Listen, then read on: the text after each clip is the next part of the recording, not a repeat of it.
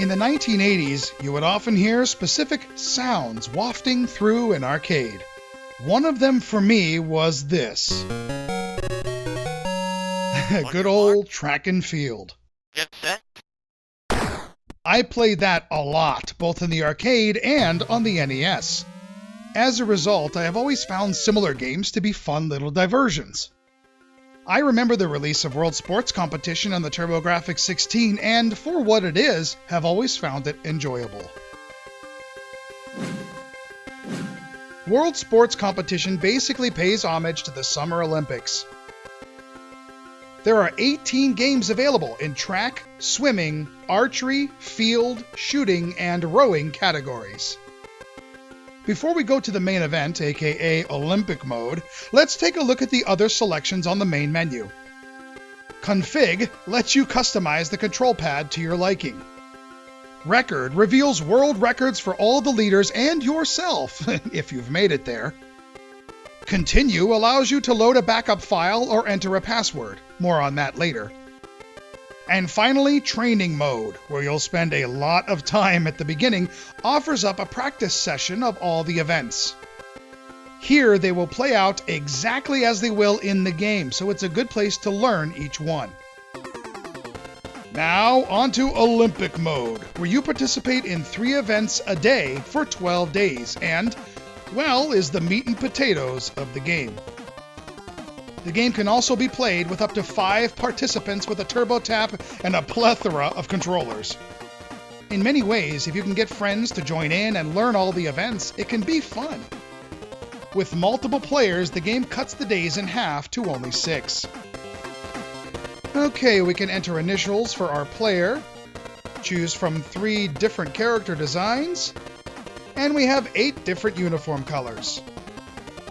After that, it's off to day 1 and the first 3 events.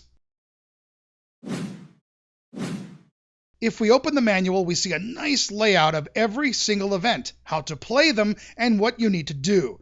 That is, if you can read it. Look, I know my eyes are getting older, but damn, that's tiny.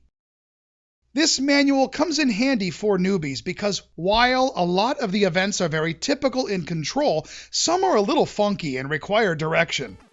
I actually kept the manual open next to me so I could refer to it during early plays, which is easy to do, as the game doesn't start an event until you press a button. On your mark. You know, the speech isn't too bad here. It's a little scratchy, but nice. Get set.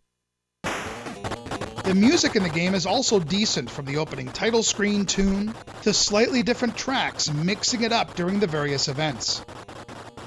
Anyway, the very first event will be the good old 100-meter dash. And guess what? Yep, you smash buttons, alternating them as fast as you can. Very track and field-ish. And don't think you can just raise up those turbo switches. The game is onto you with that one. After each event, if you qualify, it's a mild celebration.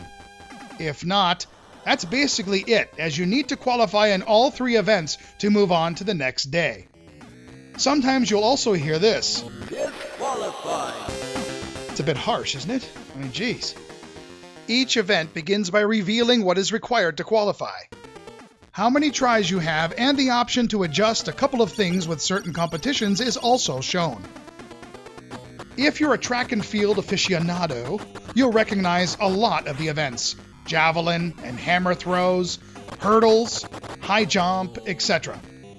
However, there are a number of unique ones in this, from various swimming competitions to shooting to rowing. After each day, sports news will appear and go over results and whether or not you qualified, as well as list the events for the next day. If you qualified, you will also be given a password and have the ability to save the game, so you can return to the day you were on at another time. The news segment has a decent visual style. In fact, the entire game has a pleasing look. The characters are well animated, and there are some nice multi-layered and colorful backgrounds. While it's not showcase quality, I think for the kind of game it's trying to be, they pulled off some good visuals. The game moves along at a pretty decent pace, bopping from event to event, day to day. However, some events have overly long transitions during multiple trials. I mean, let's go.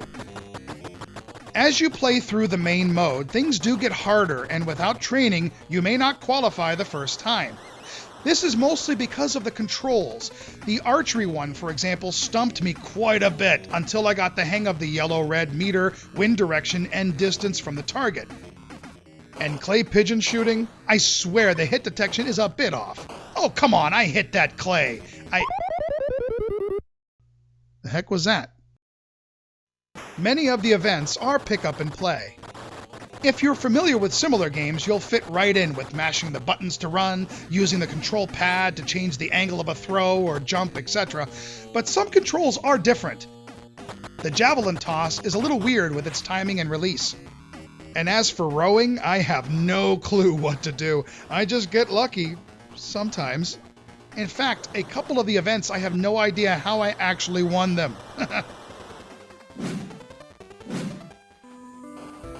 And that, my friends, is World Sports Competition. The presentation overall isn't bad, and the game is laid out rather well. You shouldn't have trouble figuring out what the whole thing is all about. There are many events to choose from, and they're all a bit unique in control and challenge. With that said, 18 events seems like a lot, but really, once you get used to the game, they all appear a bit thin. You may get a tad bored hitting that training all the time to get used to the controls. But the multiplayer is pretty solid, and let's face it, some folks might just enjoy trying to destroy a record or two. I suppose that can be said for the majority of these kind of track and field Olympic-esque sports games. Oops.